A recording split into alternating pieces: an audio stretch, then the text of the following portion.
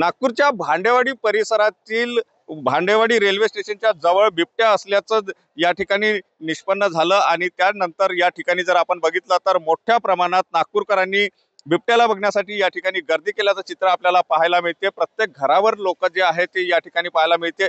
आपण हा जो पूल बघतो आहे या पुलावर सुद्धा मोठी गर्दी आहे।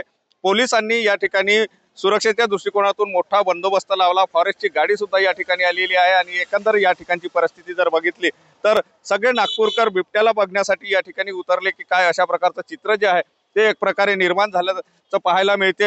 हे वन विभागाकडून त्या बिबट्याचं रेस्क्यू ऑपरेशन करण्याच्या दृष्टिकोनातून वन विभागाचे कर्मचारी सुद्धा या ठिकाणी दाखल झालेले आहे। मात्र गर्दी जर आपण बघितली तर नागपूरकरांनी मोठ्या प्रमाणात गर्दी केलेली आहे। अगदी रहिवासी परिसर असलेल्या या परिसरामध्ये बिबट्या दिसल्याचं सकाळी जेव्हा बातमी आली आणि ती वाऱ्यासारखी पसरत या ठिकाणी मोठ्या प्रमाणामध्ये गर्दी झाल्याचं चित्र आपल्याला पाहायला मिळते। नागपूरकर मोठ्या प्रमाणात या ठिकाणी आलेले आहे आणि एकंदर या ठिकाणची आपण परिस्थिती जर बघितली तर जिकडे तिकडे लोकांचा हुजूम लागलेला आहे। पोलीस त्यांना थांबवण्याचा प्रयत्न करतात आहे आणि ठिकठिकाणी पोलिसांनी बंदोबस्त लावून नागरिकांना दूर ठेवण्याचा प्रयत्न जो आहे तो या ठिकाणी केला जात असल्याचं चित्र पाहायला मिळते। या ठिकाणची आपण ही जी समोर आपण ही बिल्डिंग बघतो आहे याच बिल्डिंग मध्ये तो बिबट्या असल्याचं सांगितलं जात आहे आणि त्या ठिकाणी वन विभागाचे कर्मचारी जे आहे ते दाखल झालेले आहेत। जाळी आणण्यात आलेली आहे आणि त्याचं रेस्क्यू ऑपरेशन जे आहे ते आता करण्याच्या दृष्टिकोनातून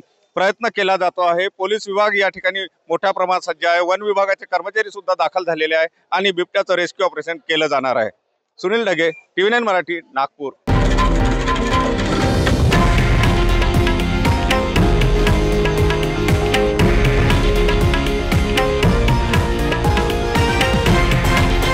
हे आहे देशातील नंबर 1 न्यूज नेटवर्क आणि आपण पाहत आहात TV9 मराठी, एकमेव।